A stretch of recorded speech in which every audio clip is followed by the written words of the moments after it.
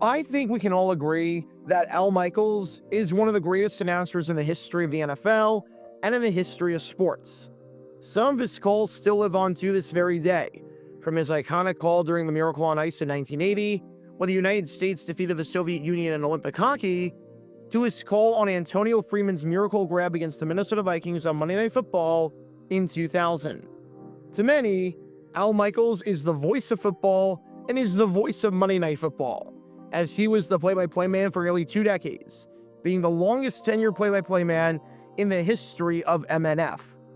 Even if he has lost a step or two over the years, and even if the version of Michaels that we're seeing right now on Thursday Night Football on Amazon Prime is an absolute shell of the version of Michaels that many of us grew up on, he still deserves to go down as one of the greatest to ever do it. However, when you call a bunch of games, you're going to make some mistakes.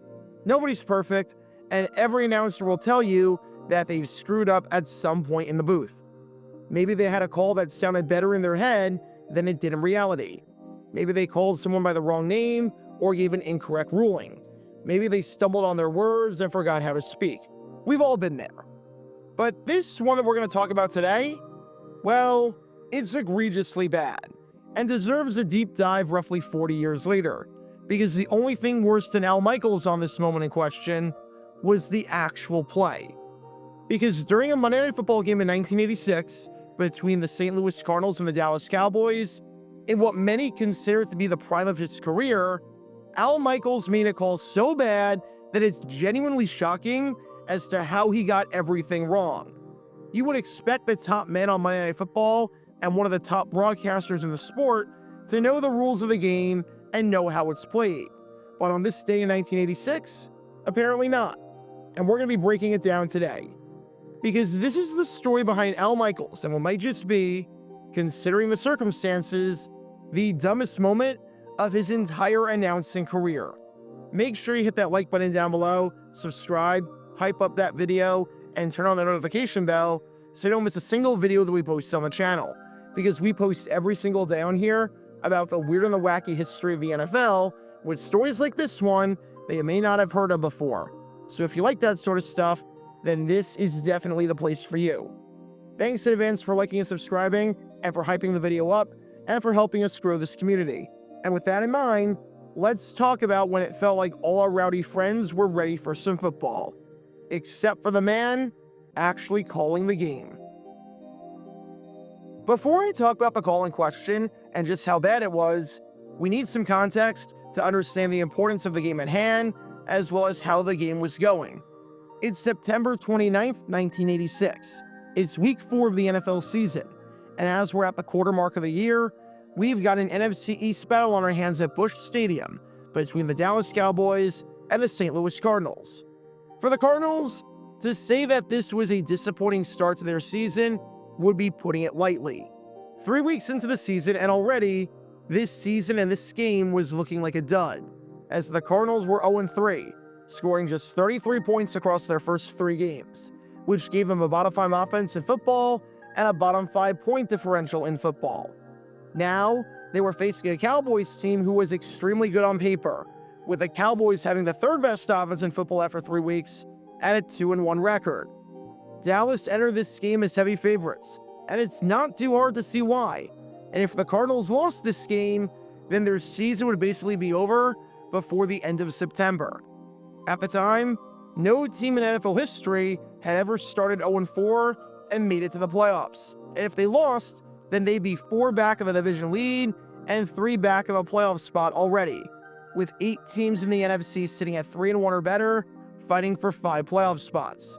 Bottom line, they'd be screwed with a loss. And for the Cardinals, this was their one and only chance in front of a national television audience all season to right the ship and show that they were legit.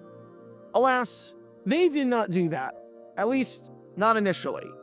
The Cowboys got the scoring starting late in the first quarter with a 39-yard touchdown pass from Danny White to Mike Sherrard, and tacked on 3 more points to their next drive early in the second quarter with a 32-yard field goal. The bad news for the Cardinals was that they were down 10-0. They were struggling to move the ball down the field, with only one of their first 5 drives getting into plus territory, and they were just generally not good at playing football. However, the good news for the Cardinals was that after Lionel Washington intercepted this pass right here with under 2 minutes to go in the first half, the Cardinals had the ball in plus territory. St. Louis had good field position, and they got the ball to start the second half. Here was their chance to get back into the game and double dip. Get a score with a good field position here, then do something on your first possession of the second half coming straight out of the locker room, and we've got a brand new ball game and potentially a brand new season. Sure enough, with the good field position, the Cardinals were able to take advantage. The drive started off with Neil Lomax hitting his running back, Otis Anderson, for a gain of 16 and a first down, in what would be Anderson's second to last game ever with the Cardinals before getting traded to the New York Giants. Side note, Anderson absolutely belongs in the Hall of Fame. Fight me on that in the comments down below. Shortly after, Neil Lomax scrambled not once, but twice, picking up 2 first downs in the process and getting the Cardinals in the red zone.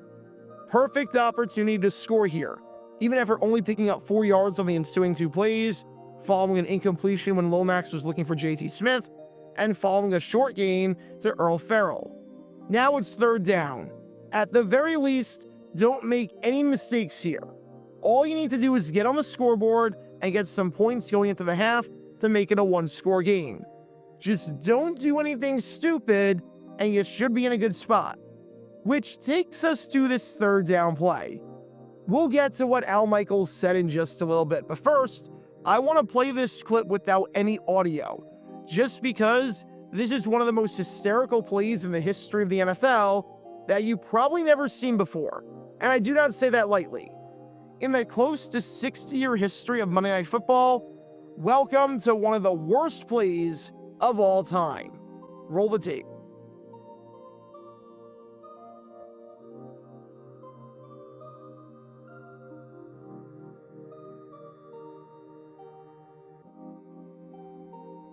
Yeah, that happened. I don't think I need to tell you why this play was laughably bad, and was a comedy of errors that the Cardinals could not afford to make. Shocker, the Cardinals lost this game, with the floodgates opening up in the second half, and the team losing 31-7. The Cardinals dropping to 0-4, and the Cardinals had arguably their worst season since moving to St. Louis, finishing the year with a 4-11-1 record, and only winning 1 of their first 8 and 2 of their first 12 games. This play, this game, and this season for the Cardinals was ugly with a capital U. However, what you saw was the play without any audio whatsoever. Now let's listen to how it sounded if you were watching in real time in 1986 with Al Michaels on the call. How did Al Michaels call this tomfoolery and utter madness? Roll the tape. Lomax, little shovel pass to Farrell, back on the flea flicker to Lomax, and he throws it, it's picked off, and there's a marker down. Lomax got decked, and there's another flag thrown. 2 were down. Holloway made the interception, but let's see about the call. We may very well have roughing. Lomax was really pounded. Hit by Albritton. There were 2 separate flags on this play to begin with, so keep that in mind right now. A whole lot of folks handling that football. Dangerous little shovel pass. Illegal forward pass. 2 forward passes thrown on the play. Number 15, offense. The ball was intercepted. Therefore, decline. First down. No roughing at all. Okay, so almost immediately, you might be able to tell that this call absolutely sucks. It's not subjective in terms of not giving the appropriate amount of enthusiasm, or not meeting the moment, or being biased toward one team and not being neutral. Because the whole time, Al Michaels thought that this play was going to get called back for roughing the passer. The entire time, Michaels was harping on the fact that Lomax took a shot, that there were flags back there, and that this one was probably coming back for being a late hit on the quarterback. And look, announcers get calls wrong all the time when it comes to trying to predict penalties. That's why we have rules experts now. You might not show a ton of excitement on a play because you saw a flag in the secondary in the area of defensive holding. The play results in a touchdown, and the referees pick up the flag, making you look stupid. You might think something's a free play if you see a flag at the line of scrimmage and you think it's going to be offside on the defense, but in actuality, it's illegal formation on the offense. It happens, and obviously, it's happened to me before too. But on this play, it's very obvious what the penalty is for here. Neil Lomax threw the ball forward.